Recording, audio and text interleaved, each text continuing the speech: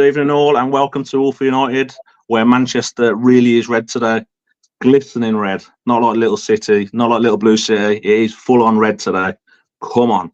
And we're going to get into all things Derby, all things Rashford, all things Garnacho. We're going to get into it all tonight. And we've got a good panel to do it as well. Daz, how are we? I know you're not very well, but are you going to make it through the show? Yeah, I'm feeling good. Really excited to discuss the game. Didn't expect much from it, so to come away with a result, I'm absolutely buzzing. Yeah, love that. Andrew, how about you? How are you, pal? It's been a few weeks. Yeah, I'm all good. So, well, I was at watching the women's game yesterday away at Palace, but we was all watching the derby afterwards on the couch, and let's say Nice. we was all buzzing at the end of it. We were when we scored the winning goal. But yeah, all good. Wicked. There's no better way to win, is there? Ben, how are we doing? Good, yeah. My moves turned around within 4 minutes or so, whatever it was. Yeah. Good weekend. Yeah, it was going one way, wasn't it, that game? And how quickly goals can change games, I think it's fair to say, and people's mood. So what we'll do, as we always do on these shows, we'll go all the way back to when the lineup comes out, and it was a headline grabbing lineup. I think it's fair to say there was two big omissions from that lineup. What did you think of the lineup, Daz? Excluding Rashford and Garnacho, what did you think of the 11 that he put out there? I was really, really happy with the 11. I said to you earlier in the week, had he had played Rashford or especially Garnacho in the Manchester derby, given the fact that they just don't seem to work well in this unselfish forward line that Amorim's trying to create, I would start to lose faith in a manager because clearly he couldn't see something that we could. So yeah.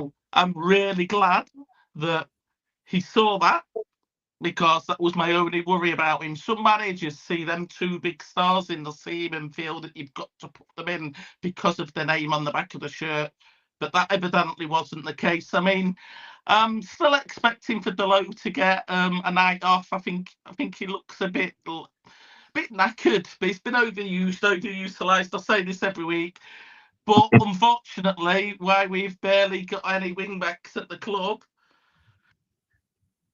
you know, people are not going to get a rest, are there? So, and he didn't have a bad game. No, he didn't. Andrew, what about you? What did you make of that 11? Was you a bit surprised that he didn't put Garner or Rashford in there? Was that alarm bells ringing? I was going to say we all kind of knew 12 hours before, didn't we? Because 21, because it was leaked. Yeah. Well, United weren't confirmed that was the lineup until we saw it, and then what was leaked was actually the actual lineup. So we kind of had a heads up what it was going to be, but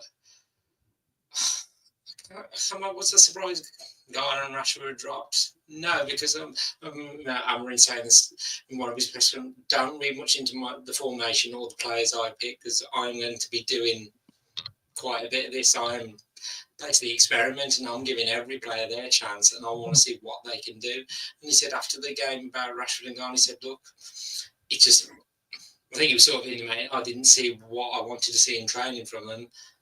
I excluded them from the matchday squad, but they were training on the Sunday morning, yesterday morning, and said they were working hard at it. He said afterwards, new week, new games. There's a chance they can come back into the squad, whether they're in the starting 11 or not. It's just, as I say, he's going what he feels sees fit for every game. So I think we're going to see a lot of rotation in games going forward until he finds... I don't know whether he will... whether he finds a set 11 or where he finds where he makes one or two changes in certain games, or certain games he's going to bring in certain players. Like under 30s, how you'd say to certain players, I want you for this certain game, be ready in so many weeks, I'm going to be relying on you to do it. But it looked, a pretty stronger lineup. It was just unfortunate Mount went down within 15 minutes. We're just like, you can't buy a break. So just like, no. That was the only unfortunate bit to the start of the game was, what we'd sent out, it was already down. And hopefully that injury's not too serious to Mount, but it could be another few more weeks out for him. But yeah, I was happy with the lineup. He saw that as the best lineup to go and get something out of the game. So, and in the end, Yeah, I mean, it was obvious where he was going, wasn't it, Ben? He was obvious that he wanted players that were going to press, like Mount, like Ahmad. He wanted energy. So in that, was you a little surprised? Might be the wrong word. Do they really offer much Rashford and Garnacho in those sort of games when Amorim does want the press, does want the pressure on the ball? Would you start Rashford in that game anyway? I think historically against City, Rashford's probably the number one player you'd want on the pitch, because we've always played with this deep line and then just counter attack from there, which as soon as we set up in that system, I don't think we can actually do that in this system. And we didn't do that. We had the most possession we've had in a derby for donkey's years. And I think we saw obviously Mazraoui and Delors at wing backs, which was kind of an indication that Amorim's not daft and understands the occasion, but also he's pushed Ahmad up into probably his most preferred position. And he's also put Mount in there to kind of disrupt that midfield, because that's where City are essentially struggling this season, is they just don't have any legs in midfield, where previously Rodri was mopping everything up. They just don't have that cover this year. So I think it was probably the lineup I would have expected, even if Rashford and Garnacho were there. So, yeah. Yeah, I'd probably agree. I think the headlines came in his pre-match interview. He said he evaluates everything, does training, match performance, engagement with players, how they eat, how they dress. People are losing their jobs at United, so the standard of the players, the big money players, has to be at a really high level. We have to set really high standards. And in him saying that, are you taking that they're training poorly, that that he's not liking what he's seeing in training? What are you reading from the comments that Amorim said sort of pre-game? I think a bit of everything. I think what you've just said, because St. Marcus Rashford, for example, is quite a high-profile player, 30 plus grand a week, and you'd expect him to be a leader within this dressing room now. Problem is, that's not just a leader on the pitch, that's a leader in the training ground. He should be taking players like Rasmus Hojlund and Xerxes and helping them develop, especially a club that he's developed right through. So he should understand the culture of the football club better than anything. I've got a feeling, and again, I'm only speculating with this, Marcus Rashford has a bit of an ego that his football ability doesn't match. I think he believes he's a 30 goal a year striker. I think we've got to come to terms with he did it once in his whole career. The chances is it was just a really good one-off season. There's been nothing that indicates he can get back to that.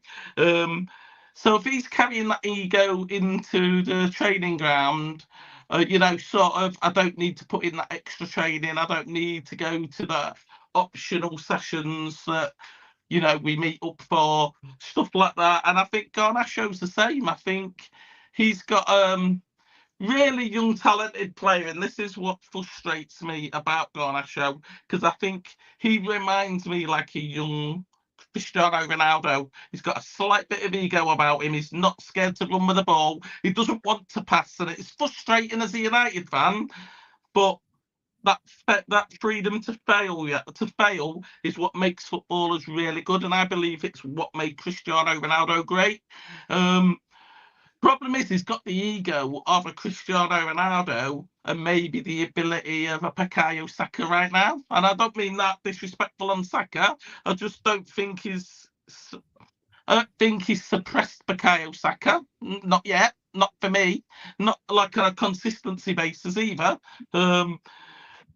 So yeah, I think they needed grounding. They needed to make a statement by taking them out the equation. Now there was also the rumours of the leaks, and there was quite a lot of heavy rumours that one or both of these players are responsible for some of the dressing room leaks.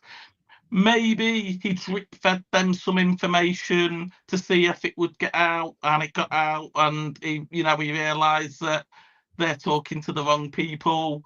We kind of don't know, but at the end of the day, the name on the shirt right now should not get you a starting place at Manchester United. It shouldn't, not anymore. We're Man United are not that team anymore. We need 11 players on the pitch that can play together, which that was so refreshing to see. The quality yesterday wasn't good. Well, I said to you in WhatsApp, didn't I? The quality wasn't good. I'm not going to sit here and say Man United was immense yesterday, because we wasn't. But what we did have is a sense of togetherness, a sense of passion, and that was evident when Mason Mount got injured. You could see it in his face. He was truly heartbroken that he'd got injured again, because he really wanted to be on the pitch. You could see the passion from Rasmus Hojlund when he got fouled by Kyle Walker. I don't know, if you take it too far, you're getting sent off red butting the player. He didn't take it that far, but there was at least he cared, enough to square up to him. It wasn't just, I've had enough, moan to the ref. He was really, emotional about it. And again, with the goals, you could see the emotion in the team. And I think right now, that's more valuable to Manchester United than the quality. I think the quality will come. He needs 11 players that can play together. And yeah. Where do you stand on it, Andrew? Is this us fans? Is this the media? Is this us adding 2 and 2 together and coming up with 7? Is it literally just Amorim has made a decision on the way he wants to go in the game, and Rashford and Garnacho just don't fit it? Or do you think there's something? Do you think there's an issue there with Rashford or Garnacho? Or are we just reading too much into it? What do you think? I think the media, every little thing comes out, and it becomes big news, and the media can hype it up to make it sound things are a lot worse than they are. And I just think it's like today saying, with Rashford, he's up, for sale, and we'll invite bids in January. So, but you look at me, Marcus, since he netted those 30 goals, his form dropped off a cliff last season, and he only managed to score 8 times in 43 matches. But obviously he didn't make the Euro squad. But okay, this season he has had a better goal scoring run. He's netted 7 times in 24 appearances. But with Ruben's arrival, obviously that's cast some doubt on his future as well. And obviously he was left out of the squad yesterday. But a bit like with when Ten Hag was in charge of players, with Sancho, he didn't see, when that bust up happened, he said, I didn't see nothing.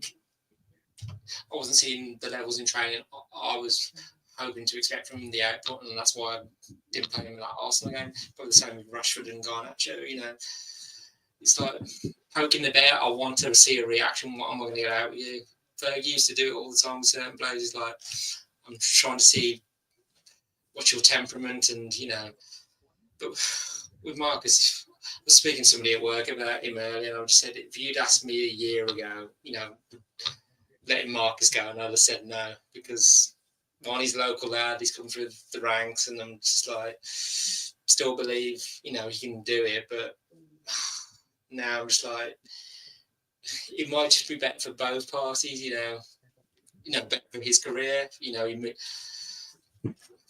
playing for Manchester United, it's big pressure, and players can thrive under that pressure. But I'm not saying that Marcus can't, but I'm just thinking, his form over seasons has been highs and then lows, and then I say Marcus is, a good player, but great players are consistent in their form. And I just think with Marcus, maybe it's better for the club and the player. It's time we move on. But like I said, we'll see what happens in January and towards the end of the season. But if Marcus stays, great, and hopefully he can find another level. But Garner, he's still young, and like Dad's mentioned, an ego. But the great players have egos, and they've had it from the start. They believe in their ability as well. So, but like Ruben said after the game about Ahmad, we build some of these young players up into such a big thing, and then they crash and burn, and then you're like, oh, we don't want to be doing that with both Garner and Ahmad. We want to, because young players can play a lot of games, and then, by the time they're like 27, 28, they've played how many hundreds of games, and then they're like, like certain players all break down with injuries. I'm just a bit like Mason Mount at the moment. He's just like, I think Gary Neville, when she said it during the game about it in the commentary as well, he was like, from a certain point, I was getting a lot of injuries, and it's frustrating. So, but yeah, we've just got to manage our younger players really, really much better, as Ruben said. But yeah, we'll see what happens. Yeah, I think that is it. I think we have to just wait and see, don't we? Really. Radcliffe has apparently come out today and said, well, the last few days, that he doesn't want any passengers at United, Ben. Given the fact Rashford's on a lot of money, he's underperformed for a period of time.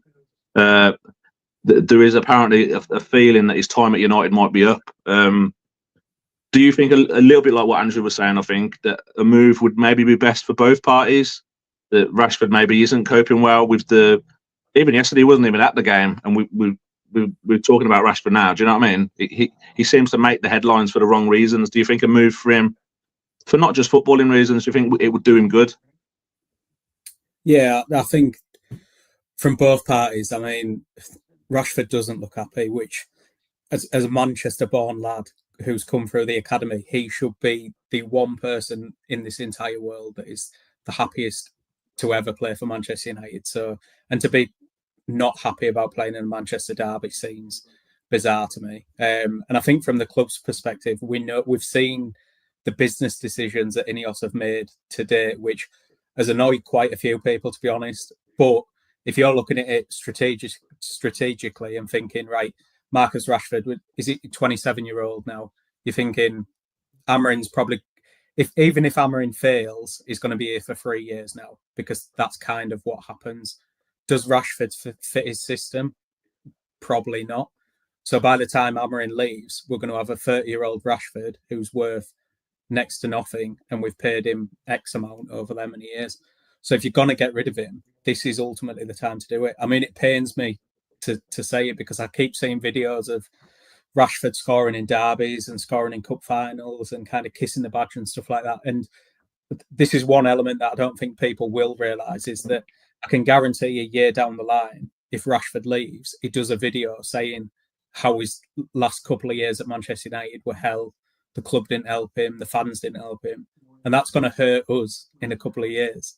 But ultimately, from his point of view, go to France, go to PSG and score hats full of goals and get away from the media. Yeah, I think I kind of agree. I mean, I'd hate to see him go to an Arsenal or a Chelsea. I'd hate to see him stay in this league and find his form again, because we all know he's a good player. Because he scored really important goals for us. He scored amazing goals for us. But I think, as Andrew said, I think we just wait and see. I mean, I've said for a few weeks now, I didn't think Rashford would work for Amarin. I just don't think he has the characteristics that Amarin looks for in a player. And I think it's kind of starting to play out that way a little bit. But we won the derby, so let's get into what the game had to offer for us. Daz, I mean, Andrew touched on it slightly. The first sort of highlight of the game was Mason Mount going down. What does he have to do to catch a break, Mason Mount? I mean, do you think ultimately injuries are gonna do his Manchester United career? What do you think? It's really frustrating, and I can see the frustration for Mason Mount as well. This isn't just the case of a footballer, a bit like Luke Shaw, when he gets injured and he goes off. It's like you're always waiting for that, and in your head, you're not bothered because you've already been expecting Luke Shaw to go off injured. But Mason Mount's that one player that we know has immense quality. We know that his biggest characteristics as a footballer suits Ruben Amorim more than anything. He is literally, he could find himself being the most important person in the forward line for Man United without scoring goals, just because of the way that he breaks, the defence down with his press, similar to what we've been seeing with Diallo. And obviously that leads to goals. So it's really frustrating. From what I can gather, it just felt a niggle, and it's apparently nothing serious. So potentially could be straight back after Christmas. And it could just be a precautionary thing. Thing is, as well, if you're feeling a bit of a niggle in the Manchester derby, you kind of got to go off, because that game could either become really physical really quick, like it has in the past, and there's no worth keeping a player on just getting further injured, or agitate a pull or a strain further. But yeah, I feel as if he never used to be an injury-prone player. People keep saying this to me. Man United bought an injury-prone player. He never used to get injured at Chelsea. He got injured in that final year at Chelsea. Obviously, he then got sold. He came to us injured. But I wouldn't consider him an injury-prone player. Obviously, if these injuries persist, then you are going to have to put him in that category. But really, really frustrated because I really, it's been saying to you, really looking forward to having Mason Mount in that team and proving all of the Chelsea people wrong that we didn't do them a favour buying him. They certainly did us a favour selling him. Yeah, I think you're right. I mean, he looks man-made for that Amorim system, doesn't he, Andrew? Do you think that's an area that we may look to invest in the summer? Not the summer, sorry, January, because he is. I don't know if it's just because he's had that one bad injury and now they're a little bit. They're kind of trying to wrap him in bubble wrap, aren't they? A little bit. If he feels a little bit, get him off quick before he does something. Is that an area we're a bit light? Do you think? If these injury rows continue to persist, and with something we've got to look at. And I mean, the start of that game, our attack was lacking early on. You know, our forwards have been out of form as well. So it was Matt going. You know, the injury to Matt just exacerbated the problem we were having with injuries. It was like, oh, and he's just a player that can't catch a break at the moment. He was, you know, finally given the trust, you know, to start a big game as well. So, and he just lasted 12 minutes. So well, Manu replaced him. So Nick Good came on. So, but I think he touched the ball only 9 times, and you know, said it looked like a reoccurrence of his calf injury. So hopefully, as I said, it's just a couple of weeks, but it's one of those injuries, hamstring and calf. You know, once they go, you know, it's just trying not to do the same injury again. So, and I know United have been trying to ease Mason Mount back. You know, he's actually back into action carefully, limiting his minutes, but he barely got going in this one. And when he went down and I was sitting on the couch, I was like, this is the last thing we wanted. You know, go at the start of the game, just like. Just gonna have to slightly change, you know, because Manu came and slightly change the system. But yeah, it just remains, you know, if he hadn't got injured, would the same result have happened. But I know with Matt and his press, I see Bruno when he goes and press, Matt will be there alongside him doing it. So there's just you got to press in numbers, not like when Bruno does it and he turns around and goes to the rest of them. Well, why aren't you following me? I'm trying to. That's what gave us a bit more impetus as well, and it showed to the rest. Oh, yeah, we got to get a bit further forward, push up, and then so we don't get the ball back in the first innings, and we're a bit higher up, so we can get the ball, retrieve it quickly, and then hit them on the attack even more. So yeah, it was a frustrating 15 minutes. It was like weren't getting going, and then the injury just I thought this is going to be a long old game. Yeah, it didn't help the tactics, did it, getting injured that early?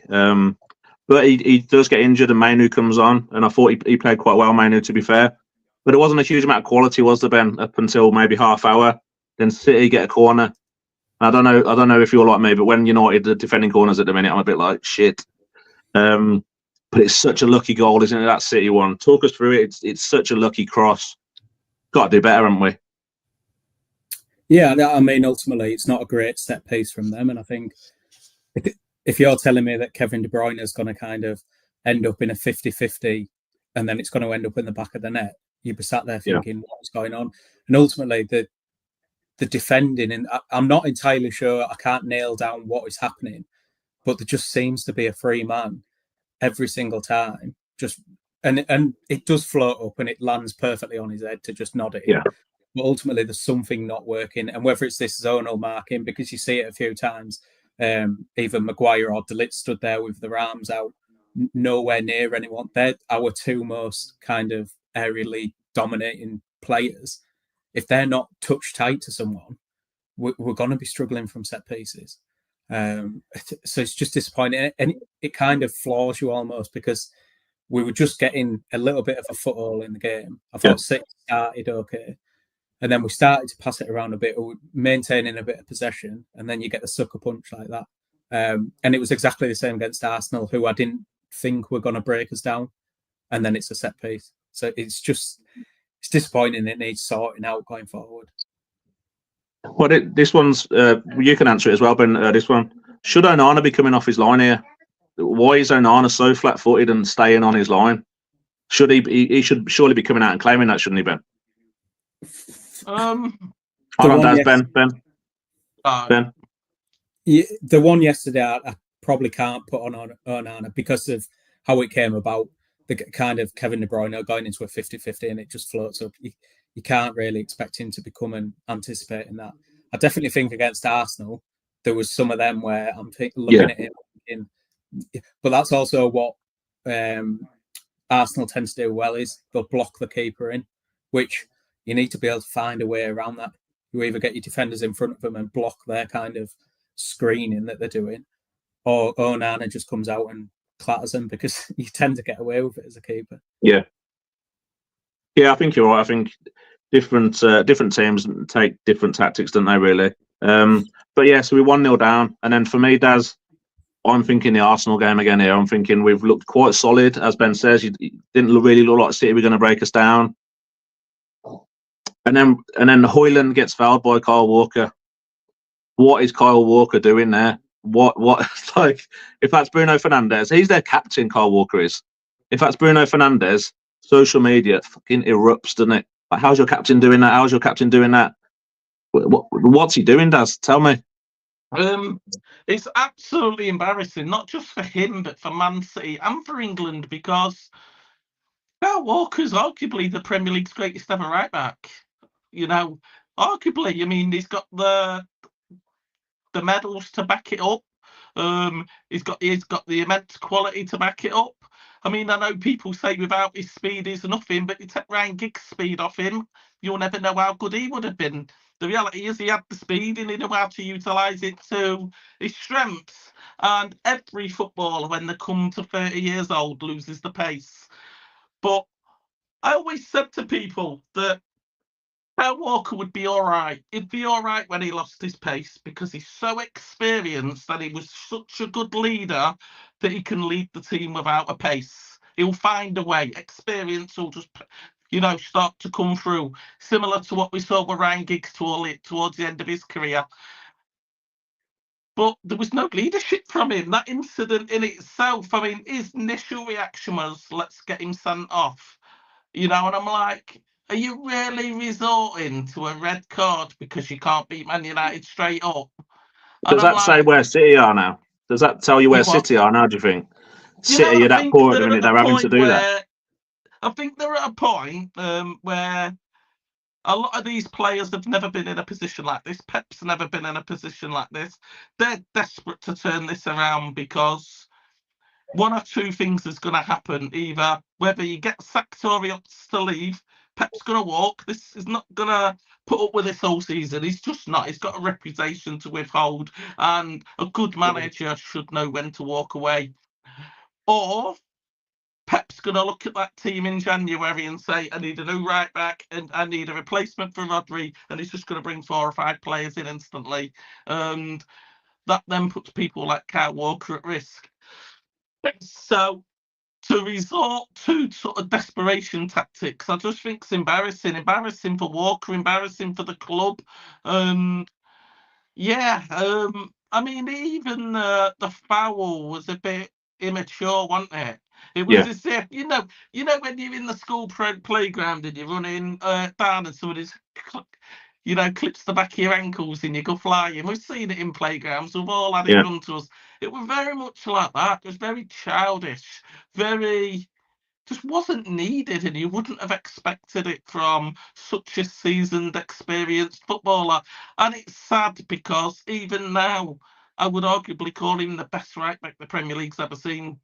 So it's just sad. It's sad for Man City, because it's players like him that should be getting Man City out of this hole or leading the team the other side.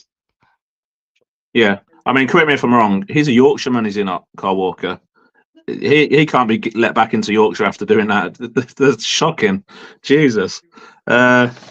But yeah, as I say, if that's Bruno Fernandes, the internet absolutely erupts, doesn't it? And he's always diving around, and But I think it's fair to say, Andrew, there was a lack of quality, wasn't there, in the first half from both teams? Like going forward, City, whatever's happening to City just aren't there at the minute.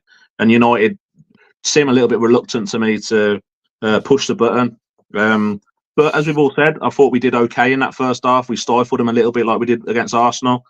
And then Keno at half time, he basically said, United have done okay, but they've not had a shot on target. They've not really done anything going forward. Is that where United are at the moment? Is that what United are? Is it acceptable that we're okay without having a shot, without doing anything? What do you make of Keno's words there? Was he right, or was we a little bit poor in that first half?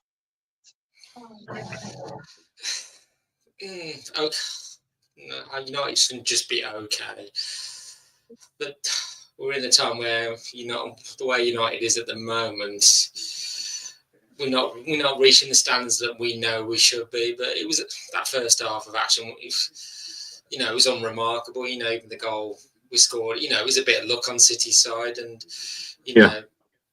because say God, well, he got through it, and it was Højlund and Nadalo that were just the two nearest players to him, and didn't. I think he just got underneath Højlund. I think he was going to go up, but the way the ball landed, it just didn't. Saying about could he have come out? He could have come out, and then knowing him, I'm thinking after the away game, he misses it. Or punch it, or does something, and then it lands one of the City players and goes in, and I'm just like, then it'd all be criticising Onana for why did he come out? Sometimes you just got to judge when a cross comes in anyway. So, but it was just we're probably keeping the ball a bit better than City, but we weren't really. I see this on sometimes on the women's team as well, and with the men. Sometimes we just slow the ball down too much and start walking around, and just like I get for the whole 90 minutes you can't go full throttle. There's going to become a point of games where you have to slow it down for about 5 or 10 minutes, just regroup, get the energy back, but it's just like United. But I think Ruben said it after the game as well. He said that even though we're 1-0 down. I had the belief, whereas I think he said the Arsenal game, I didn't have the belief.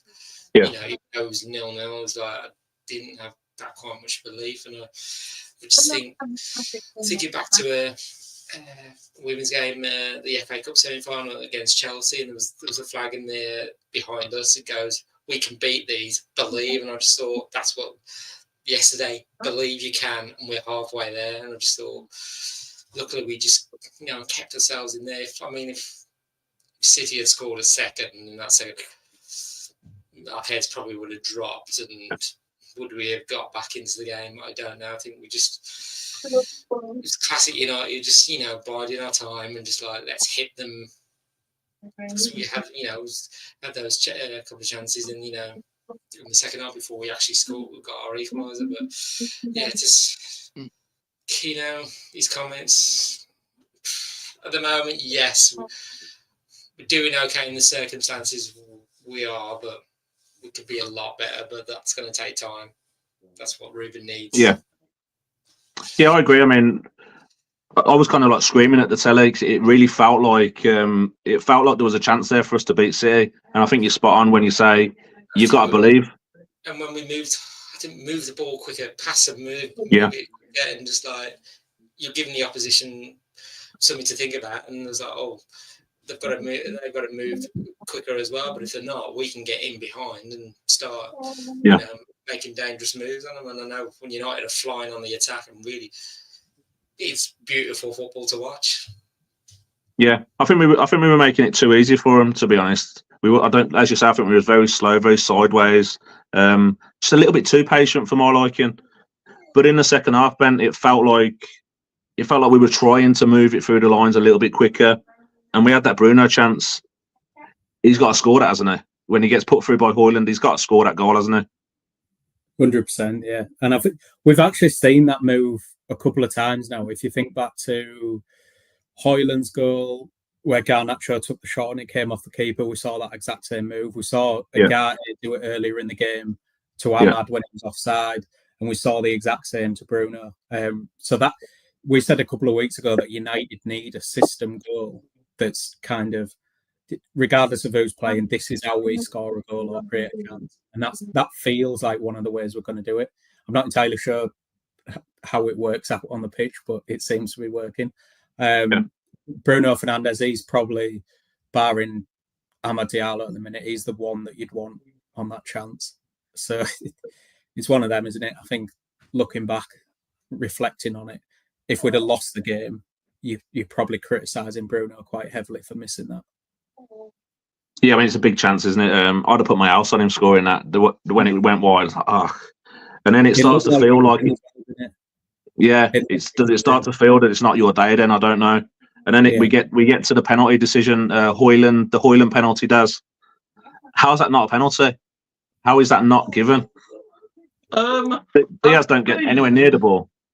I've seen so many different opinions on this, from Mike Dean to Dermot. The two referees that like to comment on right decisions. And Mike Dean made a comment. He said, "In a game like this," and I'm like, "So if it had been Man United versus Aston Villa, that would have been a penalty 100%, but because it's a Manchester derby and arguably the biggest fixture of the year, it's not a penalty." And I'm like, that's not the case. I understand what he meant in the aspect that the game is heavily dictated if you make a wrong decision on a penalty that early on.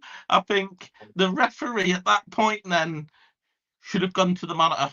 I think he should have stopped the play, asked VAR for their opinion on it, regardless, gone to the monitor and let him watch it himself, because although Højlund, I think, went down a bit soft, at the end of the day, he was heavily blocked by the defender. Contact was clearly there. Doesn't matter whether he went down easy or not. At the end of the day, a foul took place. So Man United was robbed out of that penalty. And I'm actually really, really proud of how Manchester United responded.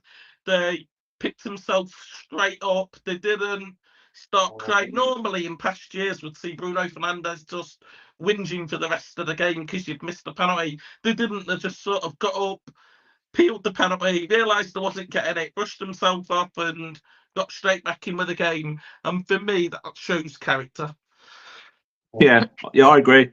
I mean, for me, it was a little bit like the Bruno sending off against Spurs. Real time, you think, shit, he's studied him here, this looks bad. But then you see the replay, it's like, that's nothing like what it was. And it was the same with this for me. I thought, it's never a penalty. And then you see the replay, Andrew. He's fouled him now, hasn't he?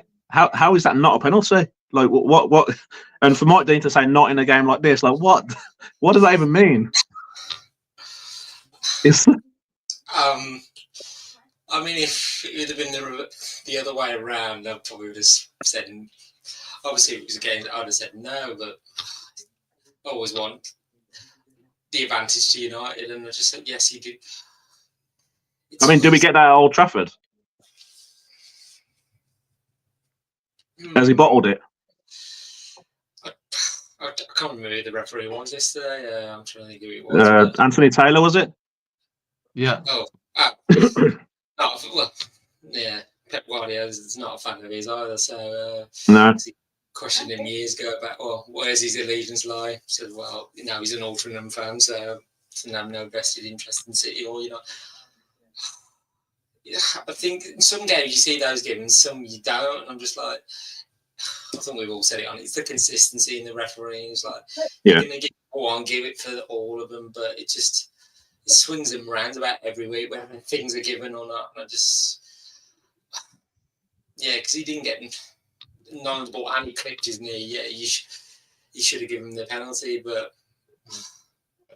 I don't know if it had been the other way. I'd have tried to find some way around it and gone, no, yes, United, oh no, this happened, because I don't want a penalty being given against us. But yeah, it just, I think the word's probably less clumsy. Clumsy was the, see what we were trying to do. He was trying to get the ball. Well, his leg went past the ball and didn't even get. I think he got the touch, because he hit Højlund's knee and then he touched the ball after, didn't he? I think. Yeah, so I don't know whether Has that saved him slightly? Possibly. He's touched Yeah. the ball out.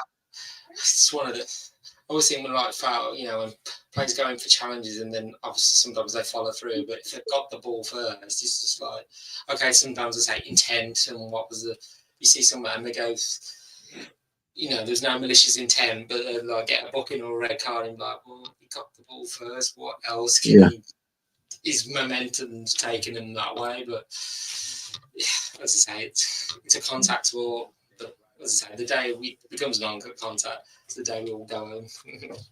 Yeah, that's fair. That's fair. I mean, I think you're right as well. I mean, if it had been the other way around, we'd probably be shouting, "It's never a pen," and said, "Oh, he's got a touch on the ball after." Yeah, you look at it differently, don't you? But Ben, how games can change on goals. I mean, before this, I thought it was a little bit of a lackluster game for both. It must have been an awful watch as a neutral. It must have been a really shit game to watch as a neutral. But just brilliant by Ahmad again. I thought to get that penalty. He's a clever footballer, any Ahmad. I thought he was brilliant the way he puts his foot on it and he just waits for Nunes to come in. It was brilliant. Yeah, we spoke about Rashford and Garnacho. They don't do what he's done there in terms of having kind of the game sense of, actually, I've probably got what chance would he have had of scoring from that angle? 5-10%. What chance has he got that a player who's just given away the ball is going to come in and try and clatter him? It's probably a higher chance. And he's thought of all of that within a couple of seconds. I thought he was the brightest player before that. There was a couple of nice touches in off the line that looked like they were struggling with him down that side. But it ultimately didn't have anyone to kind of link up with. Bruno was doing a bit of, I don't know, he was just a bit all over, really. He was kind of floating across the pitch, which was difficult to link up. Mazraoui obviously had a job to do on Doku. So it was a difficult game for Ahmad to kind of actually put a goal or an assist down. But to talk about, again, Rashford and Garnacho, that's what they're not doing, is kind of trying to capitalise on a mistake like that. And we've seen Ahmad do it so many times. You saw against Everton, he'd do it 2 or 3, 4 times in that game to just capitalise on a mistake. And that's where he was getting his goals and assists from. Yeah, I mean, I agree. I mean, I've seen the goal a few times today, and I don't see Garnacho or Rashford sprinting to get that ball that Nunes misplaces. I just don't see it. Did you have any doubt that Bruno was going to score that, Daz? Was that always 1-1, no doubt at all that Bruno's putting that away? No, I don't. When it comes to Bruno taking penalties, he's almost a sure thing. No penalty taker's going to get 100%. They're not. I'm sure there's a few out there that probably does, but even great penalty takers like Mo Salah, miss them. It's the reality of football. Even Ronaldo, who was considered one of the greatest penalty takers ever, even he misses them. But in general, you'd bet your house on Bruno to finish it. He was quite calm, quite composed. He's been in this moment a few times before, big game, big moment. And yeah, I just think he took it really, really, really mature. He just went for the easy option. Yeah. I mean, I don't know if Edison goes down a bit early, but he makes it look very easy, doesn't he, taking penalties? I love that he gave it to the City fans after as well. I love all that sort of stuff. And then, Andrew, amazingly, there was 115 seconds between the 2 goals. I'm not... I thought that was a piss take, but it's actually true. Talk us through that second goal. How good is that ball from Martinez as well? The control from Ahmad, it's just quality, isn't it? Yeah, I was going to say, when I saw that stat, because I shared it in the group, I was like, yeah. And then the person put the times of the goals, and it was like, it's 115 seconds. You can't. It says couldn't script that any better. That 115 seconds, but. I mean, he was brilliant. I think Gary knows he was the shining light in the team as well. I just think he just tirelessly just ran and ran. I think first half, I think he was offside 3 times, but his eagerness still in the second half to fashion chances, out of nothing, even when City were holding the ball as well. But I say, he fashioned the chance, for the equaliser. He capitalised on Nunes' mistake and then opted to... when he ran the goal, he could have tried to score himself, but he thought, I'll wait here. And then, so he spotted an opportunity. But the goal he scored was just like, it was just what I noticed about it. He started to make the run. Martinez was still moving the ball, and Martinez just saw it, and then he hit it. But then you see Ahmad just slightly checked his run, because if he'd have carried on the way he was, he'd have been offside again. But he sort of manoeuvred his body and then checked, and then sort of ran in an angle and just, I mean, tipping that over Edison. I thought, are we going to get the winner here? But say, somebody said, I think, what somebody written about it, it reminded them of Gazza's goal in Euro '96. Yeah. Goal, and then, but for him to produce a moment like that, even when he hit the ball, he scuffed the ball. He didn't get a full clean strike on the ball to hit it into net, and then Guardiola was getting back onto the line, and luckily it went through his legs. I mean, us lot on the coach, some of us where streams were a bit behind, so somebody shouted, "We've scored again," and then just it all erupted on the coach, and we were just like, I think a few people were a bit asleep on the couch, so they had all got woken up that we were all cheering as well. But I just think, Ahmad was, he was just tireless off the ball. He was our most dangerous attacker for United, and he's becoming the first name on the team sheet. So he now has winning goals against City and Liverpool to his name this year. So and he's becoming a key player at 22. So, but I think Amorim was right afterwards. Just could be cautious. We've built players up in the past, and it's not worked out. So that's why maybe in some games he might not be starting, and he'll be coming on making an impact. So we've got to treat our younger players much better, as he's saying. So, but star of the show was Ahmad, and that away. And I know Benny, who was there, he was just like, I could just see some of the videos he put up, and just like amazing scenes afterwards. And there'd have been a few limbs and people in several rows further forward than they was. So when it's happened at Old Trafford, or I've been at away games, and when we score it, it's just like, there's nothing like it. There's no better feeling than scoring a winning goal, especially against your rivals as well. Yeah, that's the way to win the game, and it late on. I mean, it reminded me of that Liverpool one in semi-final. Yeah, and gives them no chance. Well, we had 5 more minutes and we saw it out, but it's literally giving them not much chance to, get back at us. So that, I was going to say the defence held up really well yesterday, that back three. So, credit to them as well. Yeah, I agree. I mean, is Ahmad, like Andrew says, Ben, is Ahmad becoming the man? Like, is he the first name on the team sheet? Is he the one that Rashford and Garner almost need to look at for the levels that he's hitting? He doesn't stop, does he? It's like he's got an engine on him that just don't stop. Yeah, and I think he's done an interview, I don't know whether it was after the game or this morning, Ahmad basically saying that he's doing what the manager's telling him to do. And I keep saying in all of the videos that I've been doing on TikTok, saying, just do your job. And if every single player in the team does the job, you're going to be somewhere in the league. And ultimately, that's been the issue, where there's been too many players not doing their jobs. And I think one thing you can say about Ahmad, he's definitely got the quality to play for Manchester United. But if he didn't have the work rate that he did, I'm not entirely sure he'd still be at the club. I think he could have potentially gone. But you look at the loan moves that he's been on, Sunderland, like, it's not an easy place to go and play. And he was absolutely outstanding for them.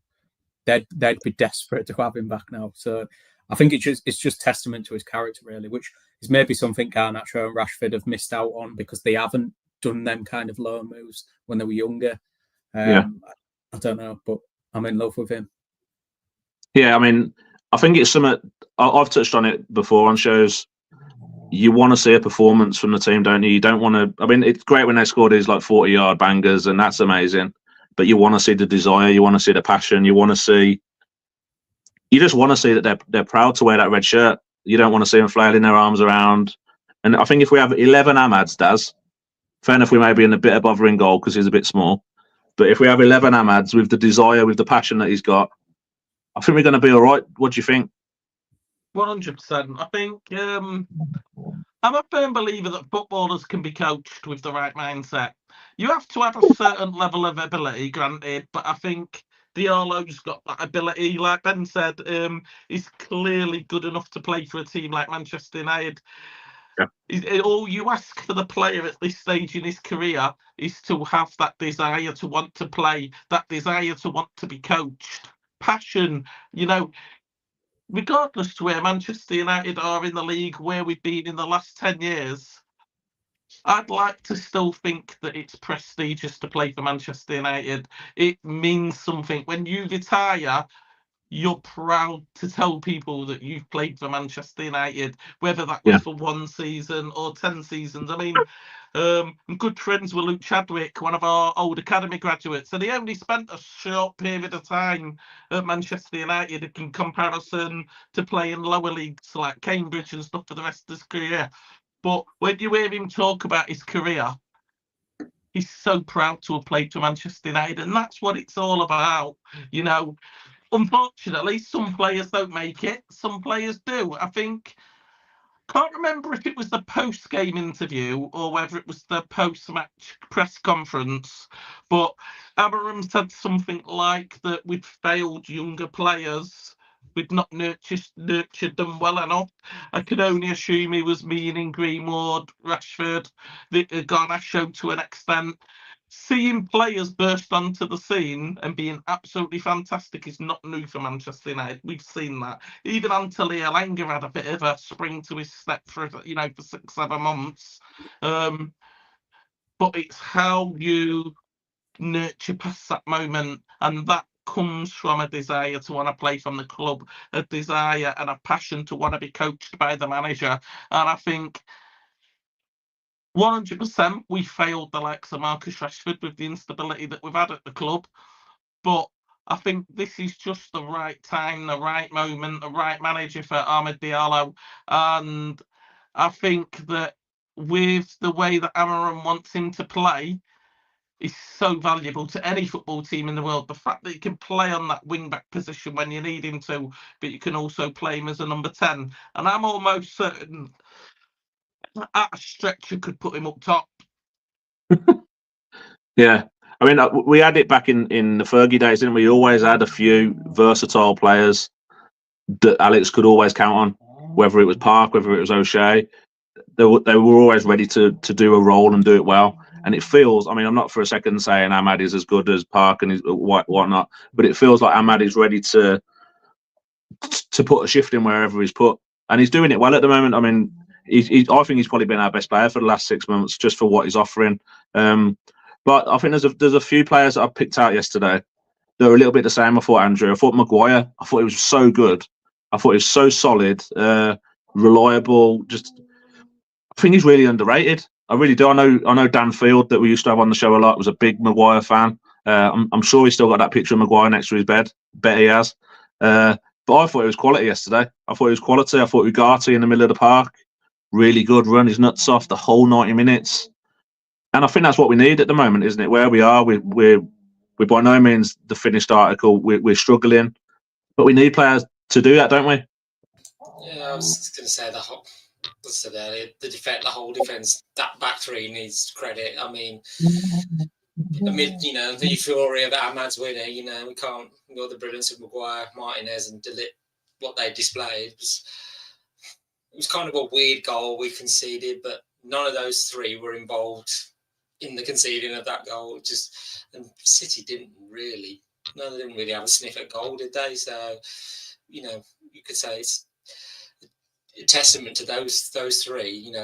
They locked Erling Haaland down, so Maguire in particular as well. So it could be, say, a watershed. It could be that back three going forward. I mean, Yara did come on in the end, and Lindelof, to see it out, and Yara is definitely a player for the future as well. So I say Maguire, but De Ligt and Martinez, deserve their praise as well. And another players, I think you just mentioned him, Ugarte as well. He was just, when he first came, he was like, we weren't sure about him, and was he going to settle down? And now, obviously, Ruben coming in, he's worked with him before, so it was like he helped United win the midfield battle as well. Looked good in possession. I think completed 95% of his passes. So he's becoming a big starter for us as well. So it's just it's the case of who's partnering Ngate in the midfield. Well, hopefully that is going to be Mainu, but there could be other players, knocking on Ruben's door, going, "Well, I want the chance." So, there's a good performance from so many other players. They put in a shift and said they believed they could, and just I say the only one unfortunate. I say lost out yesterday was Mason Mount. So who knows what would have happened if he hadn't gone off injured, but he could have been the game where he really showed, this is what we signed you for. So hopefully he's back soon, and he can show us what he's still all about. So, but those players, putting their shifts in, and Amron's going to be having a bit of a headache, and everyone's like, that's what you want from the players, Put hard work in the training. It's like, I want you to give me so many options. So that's what I said. I'm going to.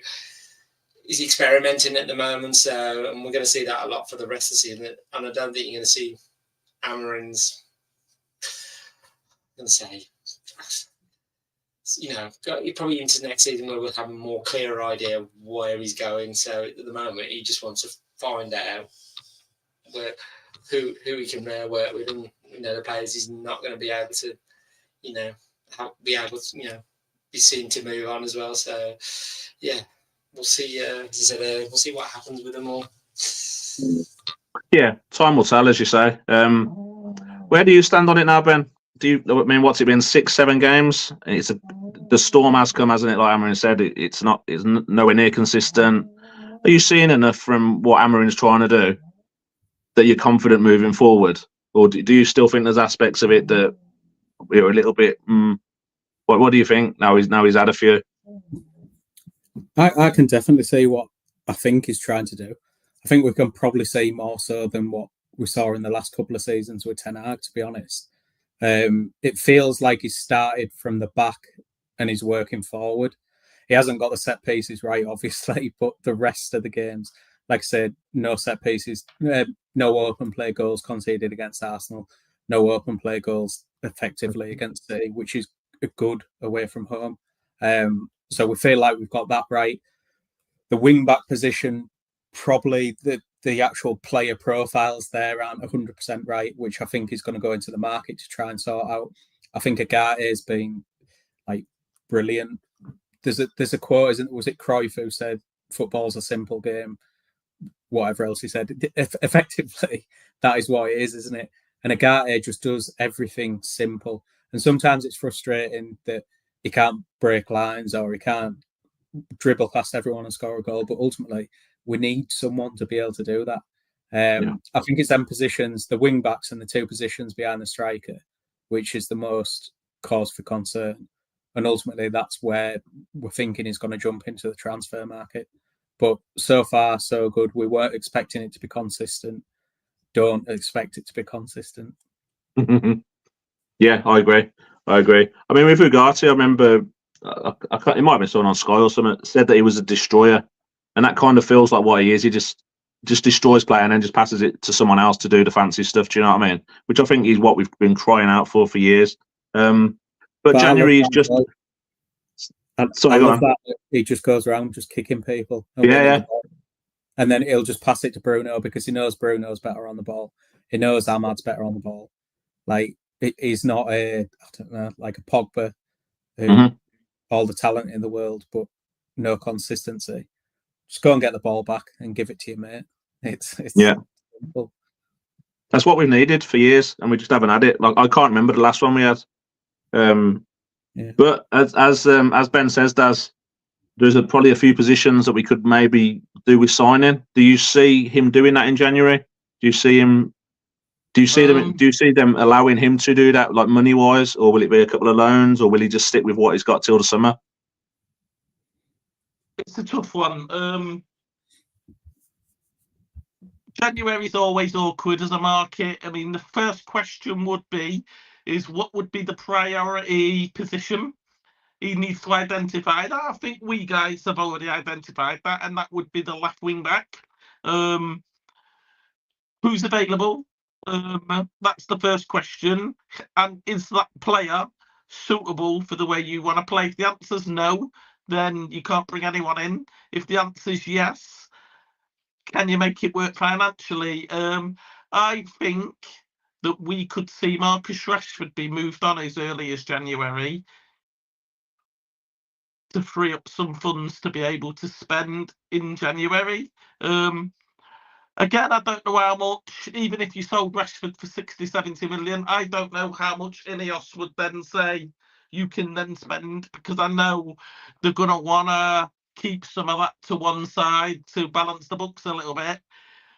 But I think January is really, really hard. I'd like to think that he's going to bring somebody in, but I wouldn't be mad if he didn't, because we all knew what he's trying to do in the aspect of he's playing everybody, he's seeing who he can and can't work with, he's evaluating different players in different positions, and then in the summer, that is when you would be expecting him to say, I don't want X, Y, and Z because they don't fit the system, they've not got the mentality, I can't coach these players. You know, maybe we see Casemiro move on in January to Saudi as well. That wouldn't shock me, given the fact that he's playing 0 game time at the minute. So there's deals that can be made, always deals that can be made, especially. I'd like to think that Marcus Rashford's. I mean, you look at a position Arsenal are in. Arsenal are still in the title race. If they was to bring in someone like a Marcus Rashford and they was to get the most out of him, he could win them the title, you know, and I think Arsenal would look at that. Because Arsenal are lacking a goal scorer. They can get 25 goals out of Marcus Rashford, which I think they're capable of doing if they can get him back in form. You know, he wins them the title. Same with Chelsea at the minute. Chelsea are just one step behind Liverpool. Bringing in a Marcus Rashford could potentially catapult you above them. Again, it means making that gamble to see if we're working the system. So I do think that teams would take a gamble. I mean, Paris Saint-Germain might want him because they might be looking at the Champions League group phase thinking we need somebody, you know, just to get us to the next stage. That somebody could be Marcus Rashford. So, and obviously my money would be on Casemiro to either go to MLS or Saudi for a big money move.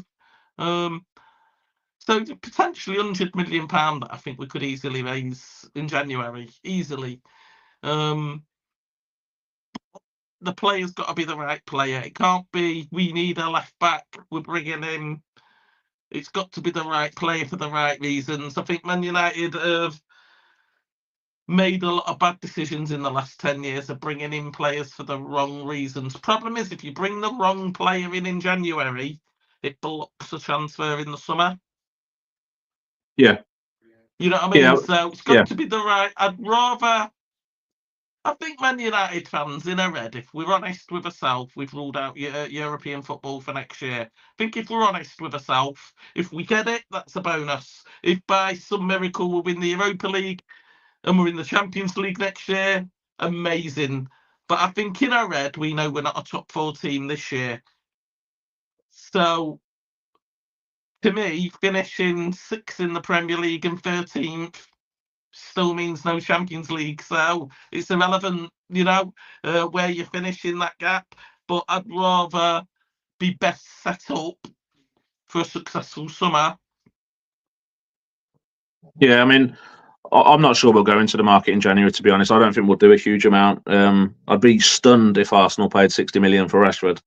I would be amazed if Arsenal, they've got Sterling. That is another sort of, is another one struggling for a bit of form, isn't he? Sterling. So I'd be amazed if they went down the Rashford route.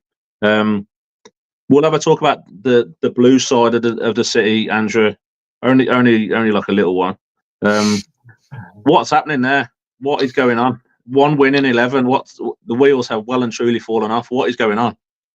And we're loving watching every minute of it. Guardiola came at me because he said, "Oh, I don't think." Did he say, "I don't think I'm good enough"? And I'm just, yeah. I don't know if he's doing that to protect his players.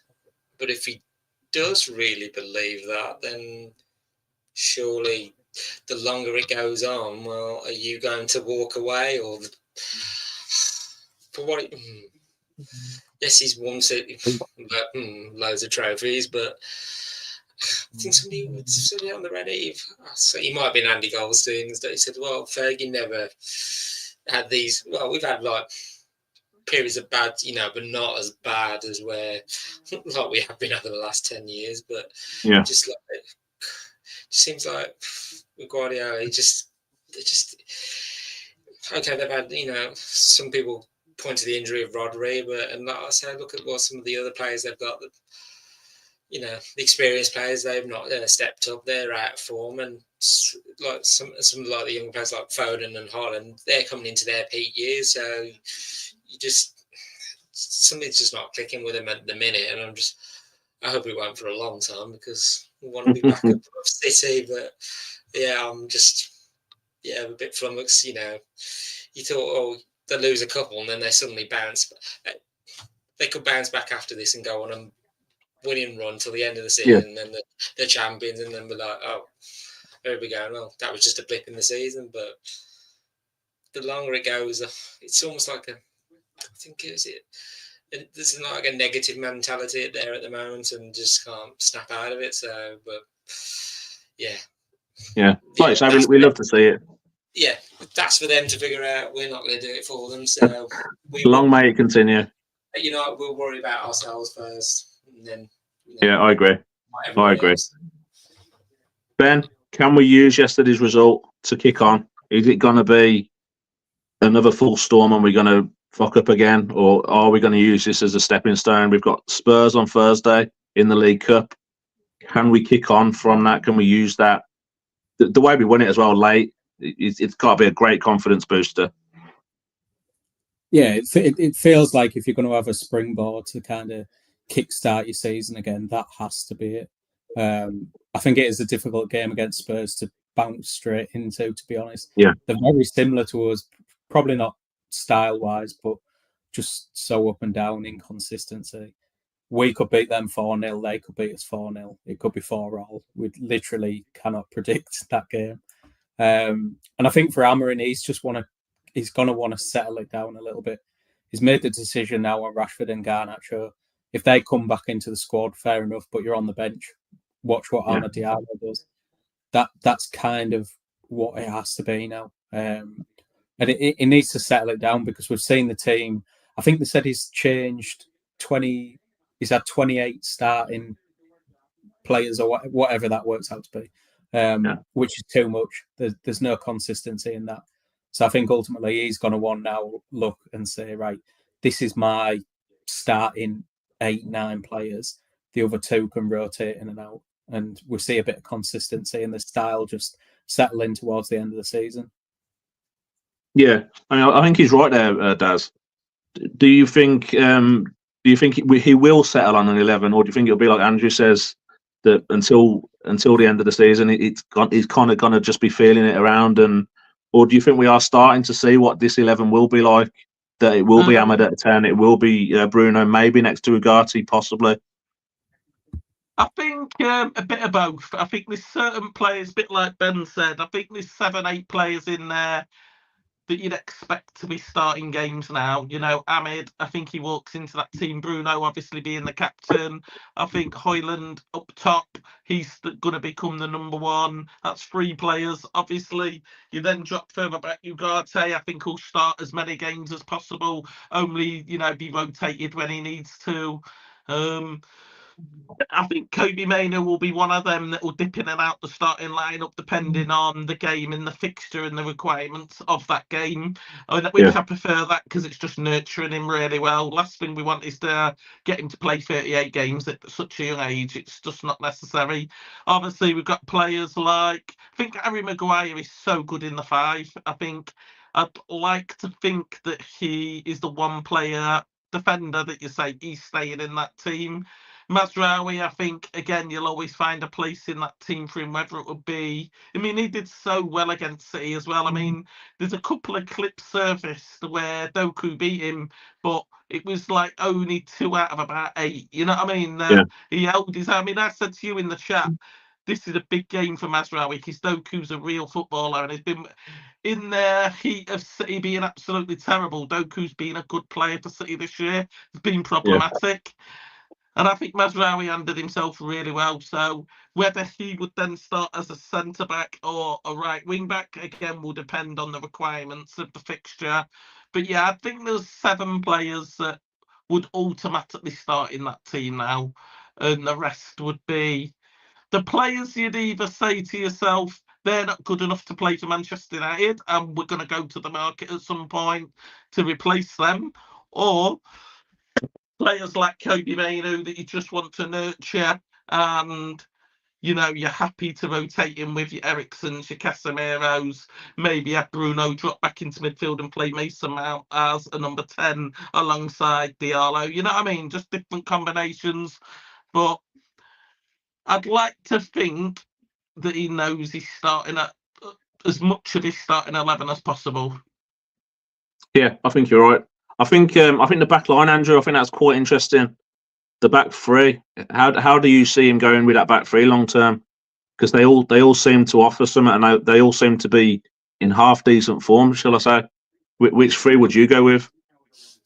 If it's going on yesterday, it will be the back three from yesterday. So Martinez, Maguire, and De Ligt, and have Mazraoui on the wing back. Yes. See, Delo is, he's frustrated everyone this season. I'm just like, compared to last season, you have not been great. And I'm just like, but even Amorim said Delo is better on the right, but it's kind of been forced away him at left wing back because Luke Shaw, well, whenever he gets back, and Malassi, he's only just come back, so you can't. A bit like Mason, mate, you're having to limit his minutes because you don't want to put him in, a full 90 minutes and he's suddenly injured again. And he's got to get, Malassi's got to get that match fitness back as well. So I just think, talking about like with the squad, Amorim, only 2 outfield players have started every game, and that's Bruno and De Ligt. So the rest have been a rotating cast. He's trying to figure out the best players into his favourite formation. So remains seeing what dropping Garner and Rashford. What impact will be on that. But as he said, it's a new week, new game. So as he's saying, they're working on, so they'll be pushing themselves back into the fray as well. So let's say it's going to be. I think he might settle on that back three, but he said the press conference was about we don't read too much into everything because like yesterday, the victory. Great victory, but can't get too carried away. We've done that before in the past. Got carried away. Oh, United are on the way back, so a bit of. I think he's going to temper it and be a bit cautious. You say last time, we got carried away. He's like, when we won the FA Cup final against City, and there's a reason why Ten Hag kept his job, and then probably in hindsight now he shouldn't have, but you get caught up in the moment, don't you? Yeah, and I thought at the time the way that final went, Ten Hag deserved another, one more season. Yeah. He didn't.